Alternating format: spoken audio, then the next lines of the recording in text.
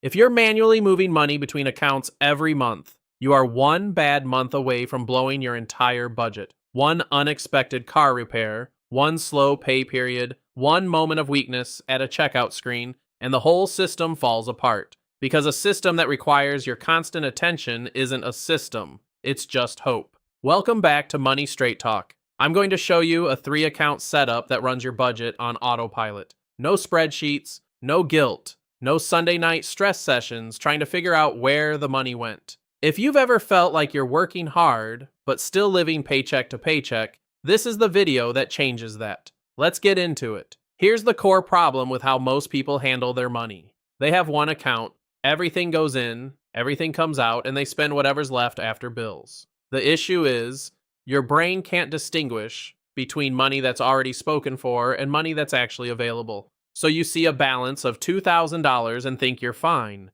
but $800 of that is rent, $400 is utilities and subscriptions, and by the time the month ends, you're overdrawn or running on fumes. A Federal Reserve study found that nearly 40% of American adults couldn't cover an unexpected $400 expense without borrowing or selling something. That's not an income problem for most people. That's a structure problem. The fix is to stop using one account as your entire financial life. You're going to open 3 separate accounts, and each one has one job. That's it. One job per account. When money knows where it belongs, you stop making decisions under pressure, and that is where most financial mistakes happen. Account 1 is your income hub. This is the account where your paycheck lands. That's the only thing that happens here. Money comes in, and then it immediately moves out. Think of it like a postal sorting facility. Packages don't stay there. They come in, get sorted,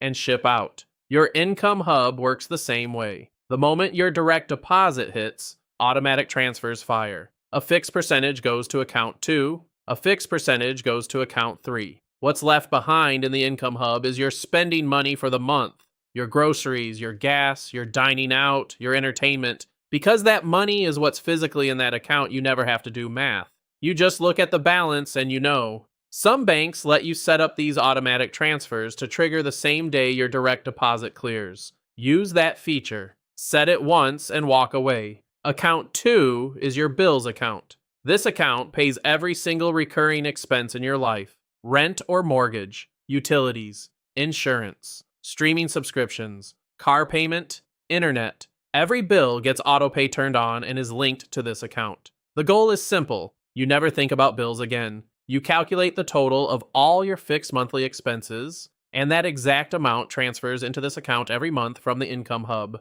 If your bills total $1,700 a month, $1,700 moves automatically. The bills account should always have a small buffer, maybe $200 to $300 sitting permanently in there as a cushion. This handles small fluctuations, like a higher electric bill in July. You fund it once, leave it alone, and autopay does the rest. At this point, roughly 60% of people who try a multi-account system report spending less within the first 90 days.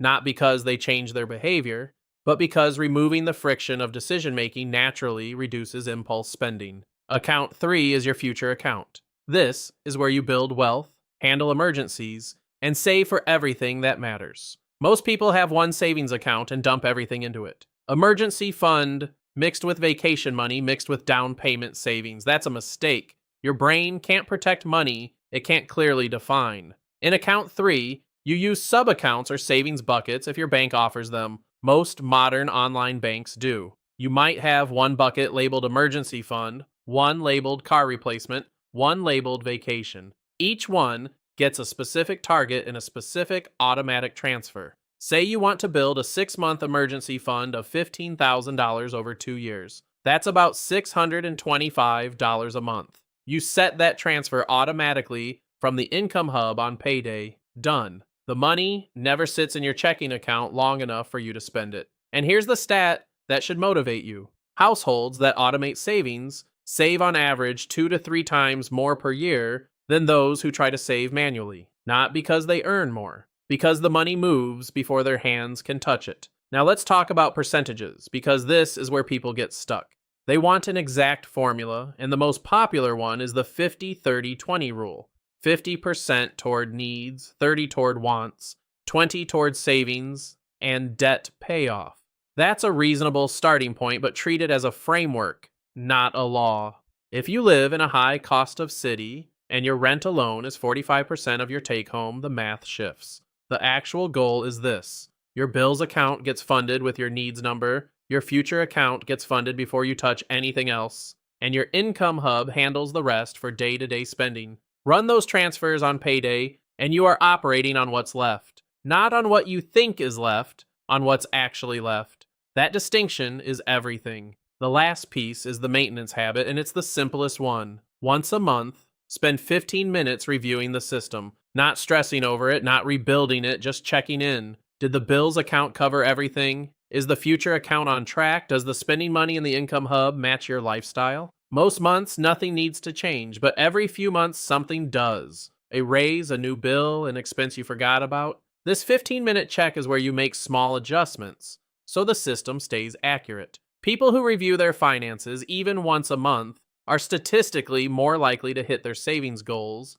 than people who check daily with no structure. Checking daily creates anxiety. Checking monthly with a clear system creates momentum. Here's how to start today, not someday. Step 1. Add up every single recurring bill you have. Step 2. Open a second and third account if you don't have them already. Many banks let you do this online in under 10 minutes. Step 3. Set up automatic transfers from your main account to both new accounts on the same day your paycheck hits. Step 4. Set autopay on every single bill from the bills account. Step 5. Create your savings buckets in the future account with specific labels and specific targets. That's it. You've built the system. From that point forward, your only job is to not override it. If you got value from this, share it with someone in your life who is stuck in the one account trap.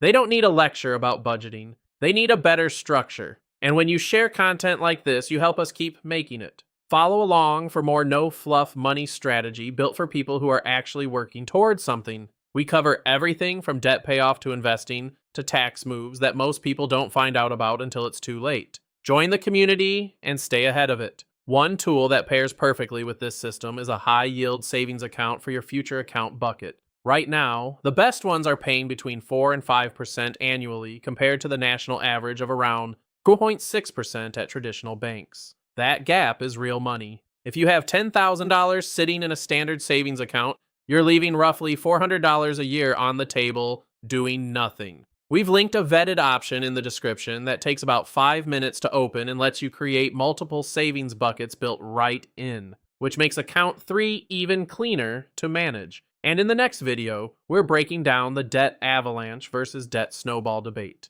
with actual numbers showing which method saves more money and which one most people can actually stick to. You don't want to skip that one.